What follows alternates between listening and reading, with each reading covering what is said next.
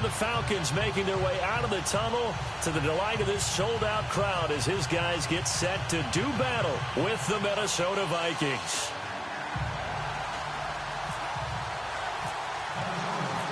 Here's Kai Forbath now to get us started. Get strapped in. It's just about time to get the party started. Andre Roberts now to return it. And a big hit there as he runs into a brick wall.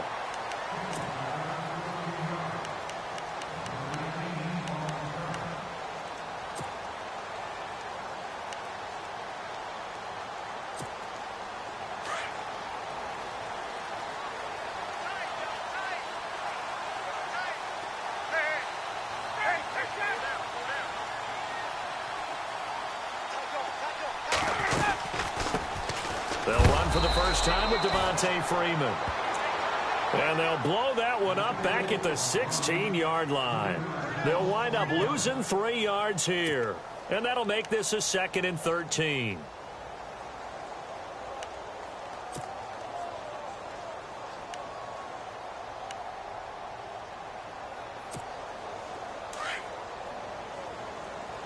So the D-line's going to spread out.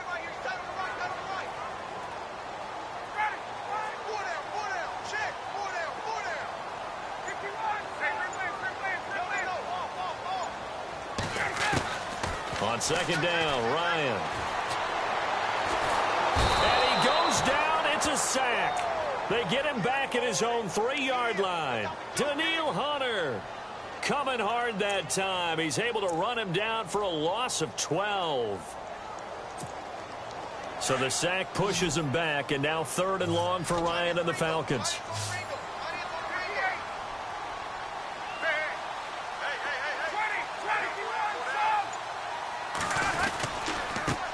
The former Indiana Hoosier here, Tevin Coleman. And they'll get him down right at around the 11-yard line. It's a 7-yard run, but it does bring up 4th down. As much as I praise teams for being true to who they are, in this situation, I wonder if maybe they outguessed themselves a little bit.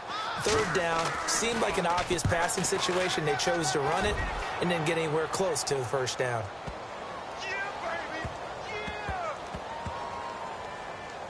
And did they keep it in? They did. They kept it in. It's down close to the goal line at the 1-yard line.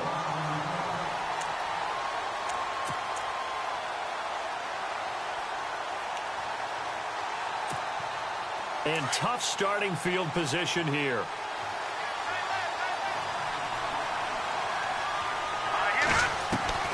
From the end zone, Keenum.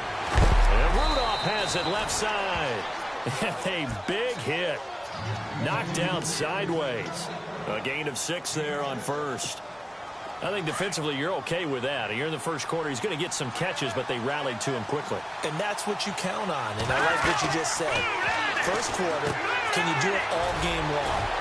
They catch it, you tackle them, they go down on the spot. Because when you're able to do that, you don't give up big chunks of yardage after the catch. Now you put the offense in a position where every series they have to work hard to pick up 1st downs, and you tend to stall them out when you do that.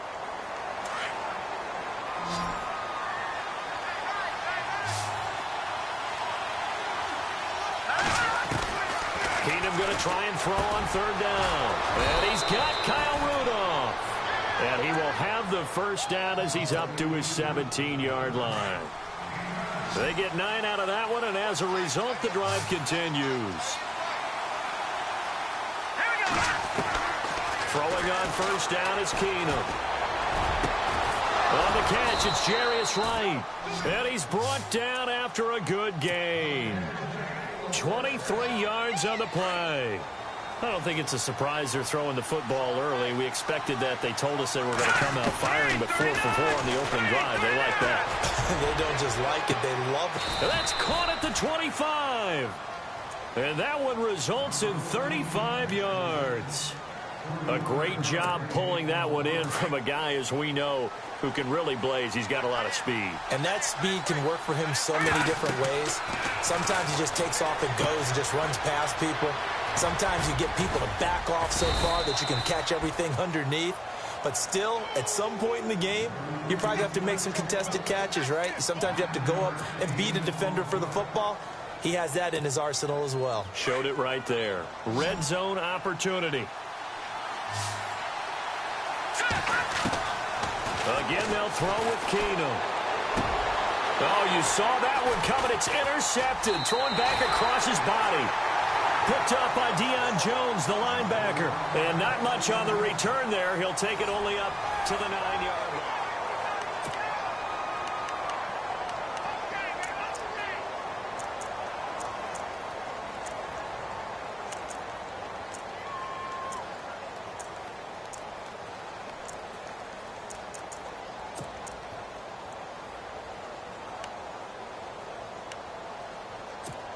I want to give a hat tip real quick, Charles, to J.J. Watt before the possession switches here. Walter Payton, NFL Man of the Year. They totaled up how much he helped raise for hurricane relief, $37 million. Incredible. Hurricane Harvey, which really hit the Houston area in a big way, and his original goal was $200,000. So congratulations to J.J. Watt and all the people who participated.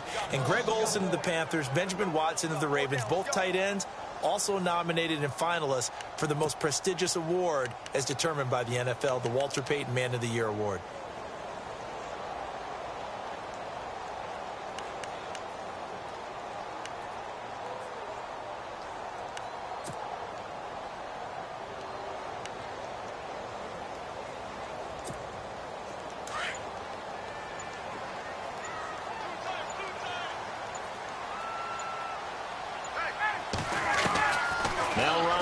Second down.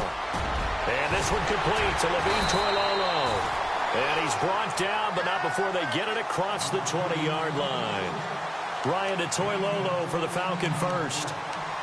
Partner, it's a lot of fun watching the NFL now, isn't it? Because when the big fella runs routes, it used to be when we were kids, he'd run about 3 different routes, and that was it.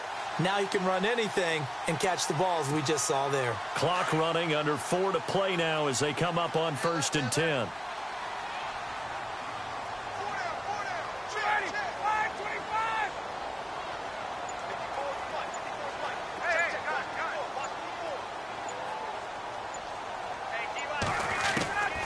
Out of the gun, it's Ryan. He couldn't quite hold it. Got hit. Ball pops out, incomplete. This defense not going to make it easy for you. They're a physical group, and we just saw it there on that play. It came in, made the contact, just as he's trying to haul it in. Looks like the defense in press coverage here.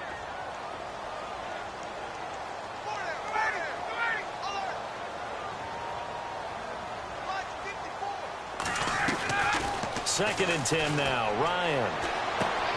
He's going to flip that out to the flat. It's complete. And this one will go to the 28-yard line. 6 yards on the pickup, and that's going to lead to a 3rd down. Everyone's got to be able to catch the football. Doesn't matter what position you play, but if you're on offense, be aware a ball may come your way.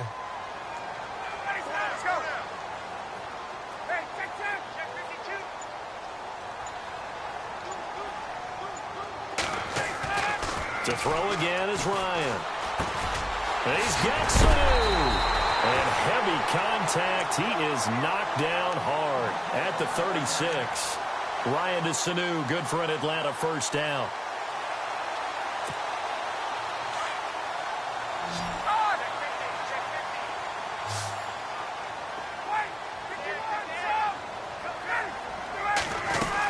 This is Freeman on 1st and 10. And he is going to be knocked flat on his back. Oh, a big hit right there around the 35-yard line.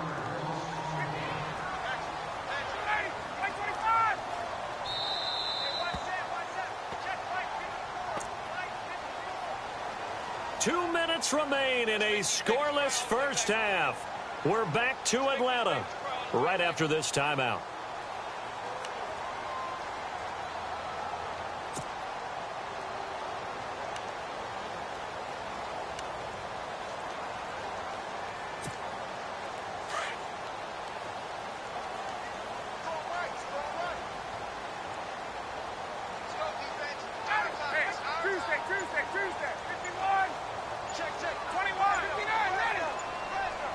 They'll need to get the play off quickly. Freeman again. And he will lose yardage back to the 34-yard line. It's a loss of 2, now 3rd down. Wow, that play got shut down in a hurry. As soon as the snap came, you could see defensively they were just closing in. That was going nowhere. Yeah, you count on your offensive line to give you a little bit of space, a little bit of time so you can make a move. There was none there for him. On third down, Ryan. On the screen, this is Coleman. And he'll bring it up here to right at the 40-yard line. Well, the screen gets 7, but it's not enough, and it'll be 4th down. They dialed up the screen pass on third down, and for a second it looked like it was all going to come together, and they had a chance to pick up a first down, but the defense got there and finished it off. He gets this one away, and boy, it's another boomer. And that hits at the 6 and carries into the end zone for a touchback. Vikings coming out here again to take over on offense. And this is a crew, obviously, that was so close, Charles, to becoming the first ever team to play a Super Bowl in their own stadium. So disappointment in that last game against Philly. But overall, I think they've got to be pretty pleased with the season. They have to be, because they put it all together. Won the NFC North. How about that win over the Saints in the divisional round? I mean, I don't know that they'll ever top that in terms of getting something done late in the game, especially with what was on the line. They do get Dalvin Cook back at running back next year. I think they'd still like to have a little more speed at wide receiver. But all in all, this team comes back pretty well intact and will be a force for a while. Yeah, that defense is pretty set. Very much so. I mean, try and move the ball against their front and then try and throw it against Xavier Rhodes. Good luck to you. And an incomplete pass. That'll stop the clock here with just under a minute to play in half number 1. The defensive line disperses a little bit here, maybe expecting a pass. Going up top. And he couldn't hang on to it through the contact. Incomplete. I don't know, he had to be pretty quick with his fingers to start and stop after the ball hit the ground. I'm giving him some credit. Well, I'm thinking about the mental focus, you know? Yeah. The mental focus. Yeah, that's true. You got to stay with it. That's true.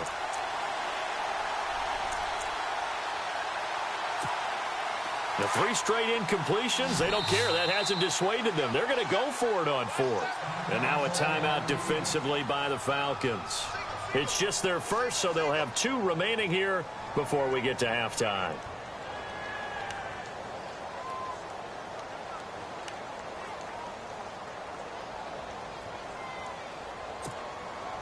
The offense staying out there. They look prepared to go here on 4th and 10. They will go for it. It's Keenum. Got a man, it's right. And he gets this one all the way up to the 40-yard line. 20 yards on the pickup there. And that leads to a Minnesota first down.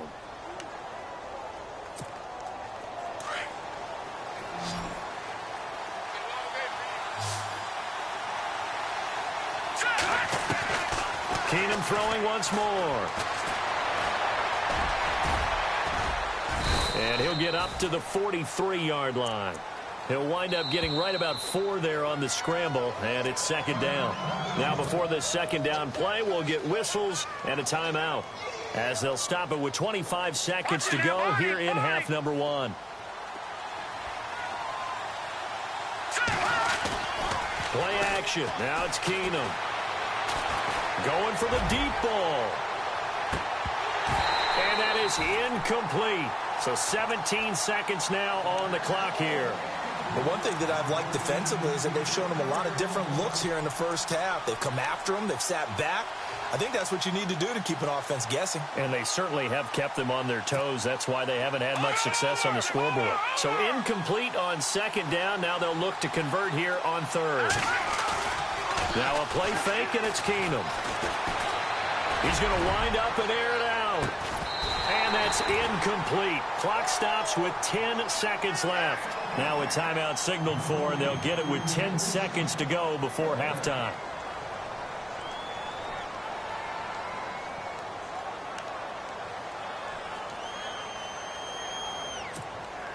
Now the offense not going anywhere. They're staying out there. They've converted once already on this drive. Here they go again on 4th down. They are going for it. Keenum. And that'll That'll be incomplete with just 6 seconds left on the clock. Boy, a curious decision to go for it. Doesn't pan out. And the Falcons will take control of the football in great field position. Falcons taking over on offense in just a second. And, you know, this year ended in disappointing fashion now. Last year was the ultimate version of heartbreak. But if you're a Falcon fan, was this one was tough to swallow as well, wasn't it? It certainly was, because let's be honest about it. Losing in the Super Bowl, I don't care how you lose, you're in the Super Bowl. You're playing for it all. This team was supposed to be as good or better. Ultimately ended up 10-6, found their way in the playoffs, but didn't get the deep run as they had the year before. So you're exactly right. For Falcons fans, that's a tough one. But this is a team that's built to be good for a long time. Both teams appear ready for the fight ahead, and we resume action here in quarter number 3.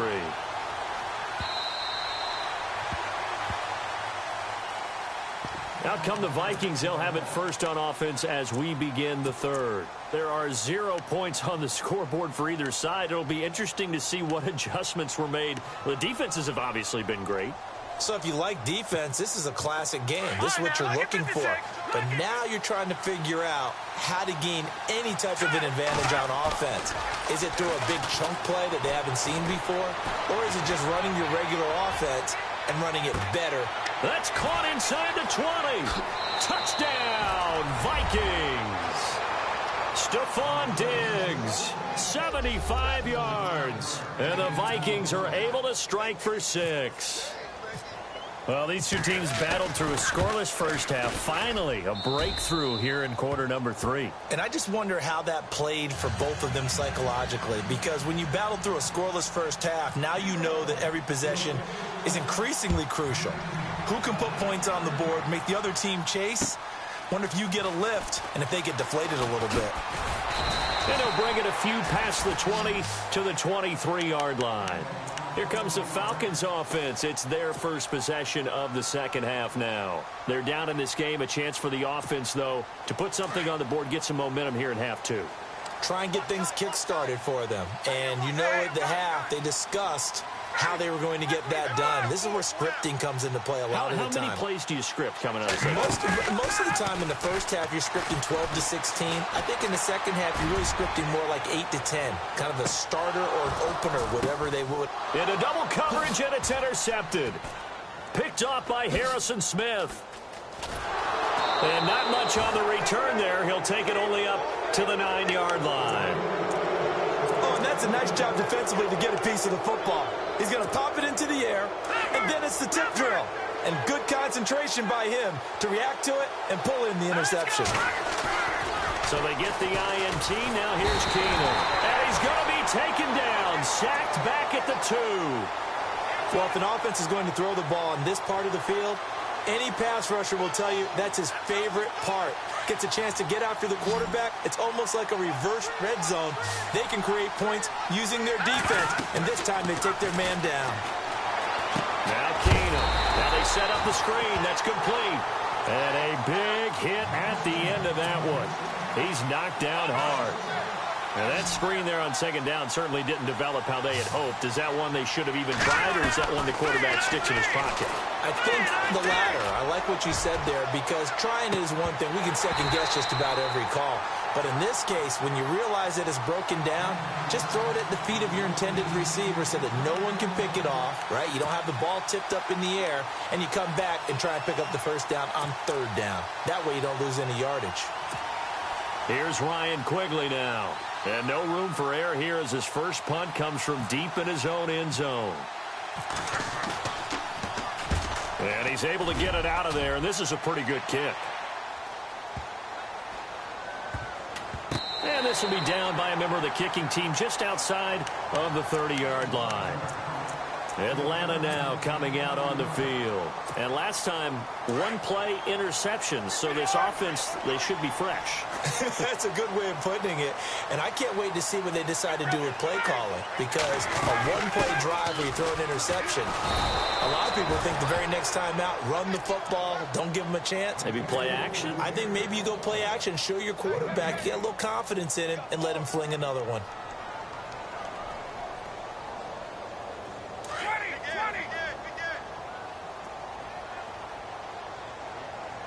Looking to jam the receivers at the line here. Press coverage look defensively. Again, they'll run with Freeman. And, oh, he is really laid out that time. Knocked flat on his back. Right at the line of scrimmage. Now, they had the box stacked. That run was going nowhere from the start. And when you say stacked, you really mean it, don't you? Because when you're talking about a 46 defense, commonly known as the Bear defense, you're covering up the guys inside, and you're allowing other people to get in there close to the line of scrimmage. Usually an 8-man front, that's difficult to block for an offense. On that play, the defense won in a big way. No gain at all. Flush to his right. He can run for it, and he will. And he's able to take this one up to the 35-yard line. 5 yards that time out of the scramble. But now they're looking at a 4th down situation.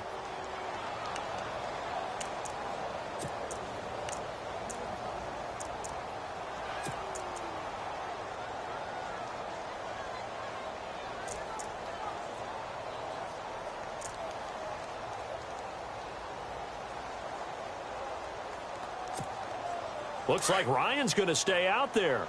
Indeed, they're going to try for this on 4th down. Play clock winding down. And the play clock running very low, so Dan Quinn decides to call for a timeout. It's just their first, so 2 remaining as they burn one here in this 3rd quarter. Here's Matt Bosher now as he's on to punt for Atlanta.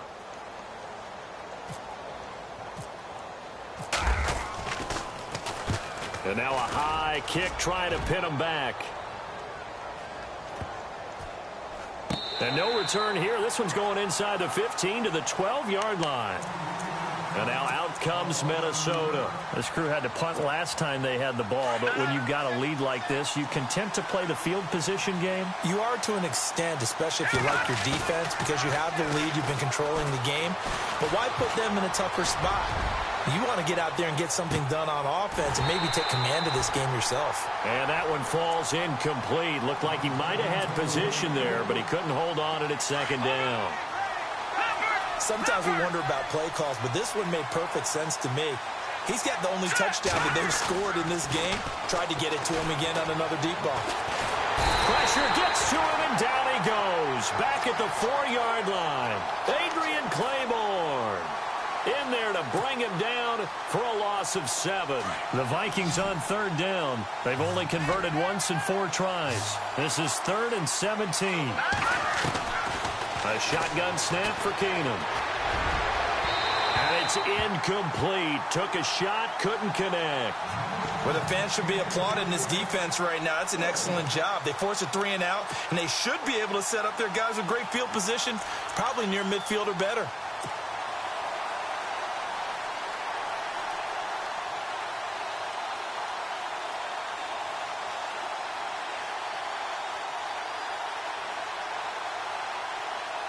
Here's Ryan Quigley now as the drive goes backwards, so he's on to punt it away.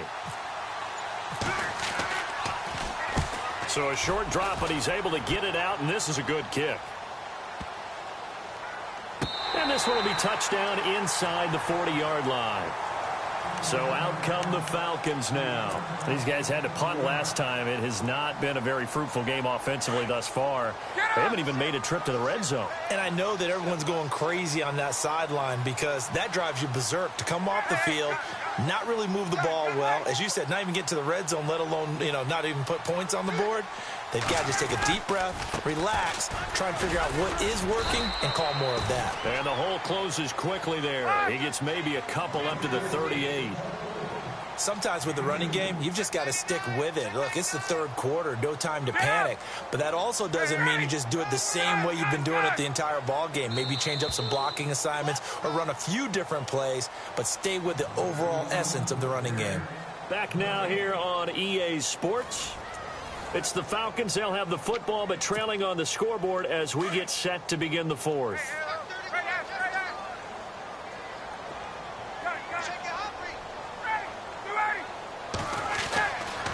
On 2nd down, Freeman. And I think the ball's out. Wow, that ball gets knocked free, but a teammate comes along and scoops it up. almost like baseball. Guys at bat, people are on base in scoring position. One guy doesn't get them home. The next guy comes through and picks him up. And avoids the turnover.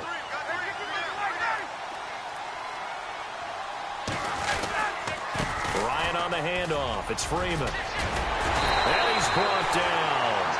A good gain of 14 there, and it moves the chains. Boy, he does it at a high level, doesn't he? Because when I watch him, I think of his vision. Straight ahead, peripheral. Also has that sense of where holes are going to be before they actually open. I think that helps set him apart from many of the other backs in the league. A nice run there, 9 yards, and it'll be second down. This drive is turning into an extended one, and the guy carrying the ball, he's becoming more like a body blows guy. Every carry is putting some damage on the defense. So after a while, I'm not too sure how many guys are going to want to run up and tackle him. Now Ryan going to give it to Freeman. And down inside the 15, shy of the 10. That one goes for 13 yards, and it moves the sticks. Well, so much for him being bottled up throughout the day. Finally finds a way to break through and get a really nice gain. The defense had felt great about what they had going.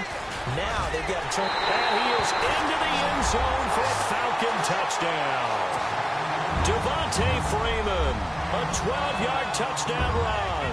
And the Falcons are an extra point away from tying the football game. And no sweat, he puts it through, and we are tied here in the fourth.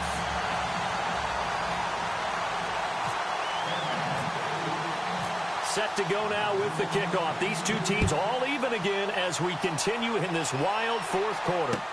To return, here comes Marcus Sherrills.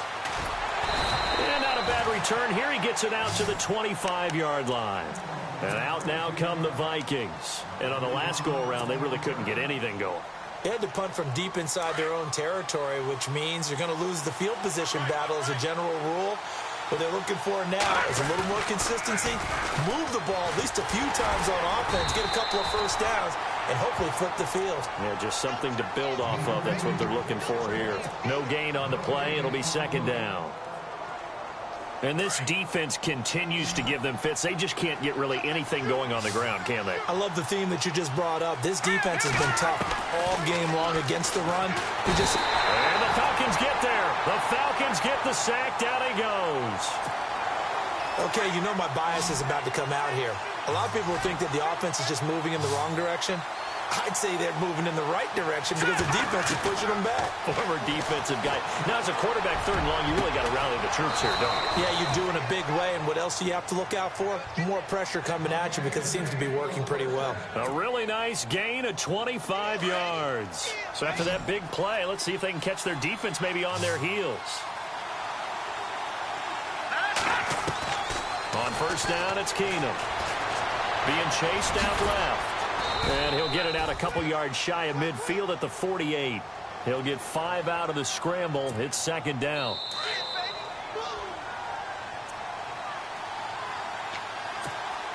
Time for a break. We'll come back and see how it all shakes out after this. On second down, here's Keenum. Looking left side, and he's got a man. That's right. And a nice gain of 21 yards. But they picked up a little bit of yardage there, and now, in this situation, should be in no hurry to run a play really fast. Let the clock wind down. Keenum. And it pops free. The collision there jarred the ball loose and brings up second down. Couple extra defensive backs out there in the dime, and because of that, really not many places to throw the football, if any. And typically, what would you want to do against that dime? Run the football. You want to run the ball, but you can't do it in this situation. Not nearly enough time on the clock. You having to really navigate against a tough defense presented against you. A nifty bit of scrambling there. 12 yards, first down. All right, partner, I'm a defender, but I've got to express my admiration there. Moving around, making it happen, and instead of worrying about protecting himself, he goes and gets the football. And he can't get a throw off. He's taken down. What a huge play at this point in the game. The amount of sacks that they've absorbed in this game is absolutely extraordinary. Let's just face it. This offensive line, flat out, cannot handle this pass rush. It's been demonstrated time and time again. Keenum, and he can't get a throw away. He's taken down. The amount of sacks that they've absorbed in this game is absolutely extraordinary. Let's just face it. This offensive line, flat out, cannot handle this pass rush. It's been demonstrated time and time again. And now they're looking for 19 yards here on third down following 2 negative plays. Back to throw, Keenum. His throw caught at about the 5. And he will score. Touchdown, Vikings. Jarius Wright in the final minute. And the Vikings have taken the lead. And he's got it. It's now a 14-7 ball game.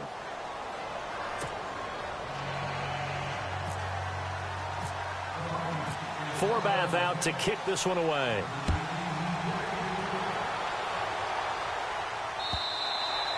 And this will not be returnable. It's out of the back of the end zone for a touchback. Now the Falcons offense, they get ready to head back out here. They're down here in a one-score game. But the time, it's a factor, but it's not a huge factor right now, is it? It's really not, because this amount of time gives them a chance to run their offense, to go through play sequences.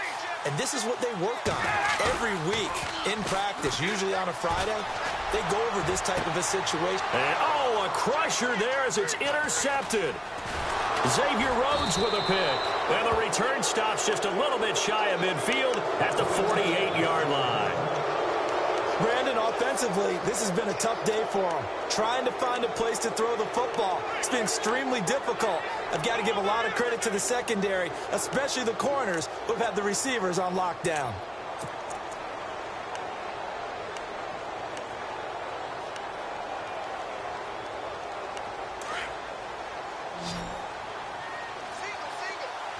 And some changes here as the D-line separates some. Back to throw, Keenum. He's going to sling this deep downfield. And it's knocked away and incomplete. Stephon Diggs, his intended receiver. That'll bring up second down. These are the spots, this stage of the game, where it pays to have speed on the perimeter, doesn't it? It certainly does. And in the second quarter, he may very well run by him. But in this situation, I know as a defender, I'm loosening up a couple of extra steps that allowed him to run with him stride for stride. Keenum wants to throw it. Looking deep downfield. And both guys were there, but it falls incomplete. There's definitely contact there, but it's the fourth quarter of a kind of tight game, and sometimes the officials just say, let them play. Kind of like your mom used to, you and your brothers, just take the broom to you and send you out to the backyard and tell you to settle it yourselves. I like that, yeah. There was contact. I don't know, like you said, enough to warrant the flag. It was close, though. And incomplete. He can't hang on. Would have been a nice catch. Instead, it brings up a fourth down. Here's Ryan Quigley now as he's on to punt for Minnesota. And he gets this away, and look at this. This is a good one. Now, this is going to carry well into the end zone for a touchback. Here comes the Falcon offense now as they get set to take over here. Critical condition here, obviously. Got to hope to get something quick right and then maybe take that shot deep. And once they do take the big shot, you've got to worry on defense. Of course, no one getting behind the defense and make it an easy throw. But nowadays, it's not just the ball being tipped in the air and people in the end zone in a cluster. It's that guy that's short of the end zone who comes up and ends up making the play because he goes unguarded. So there's a lot to think about if you're playing defense in this situation. We'll see. And he can't get a throw off. He's taken down. What a huge play at this point in the game. Sometimes I watch games and wonder why they use play fakes on certain passing situations because it's not going to fool anyone. I don't know if that was the case here, but the end result was the same. No one fooled. The quarterback was hit. He's back to throw. And he can't corral it. That would have wrapped it up if he'd been able to hold on. Instead, it brings up third down. He was unable to complete it there, and just not the game that you would expect from him. He's been off the mark really start to finish. Hey, it makes you wonder what exactly is going on. Is he a little bit dinged up here, or is he just off just by a bit? Maybe he can get it back in this situation. He'll need to. And he's going to go down right near the goal line. The officials look at each other. They're going to mark him at the 1-yard line. Now, this is where field awareness comes into play. He's getting perilously close to his own goal line, and after that sack, backed up to his own 2.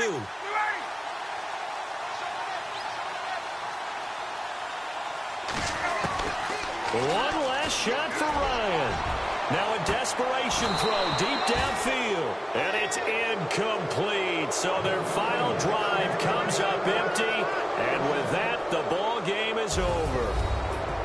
A road win in the National Football League. Charles, you never take that for granted no matter who you're playing, no matter where you're playing. You take it and you run with it. And you know you primed the pump all week in your own home facility. No one thinks we can do this. Only people who believe are right here in this room.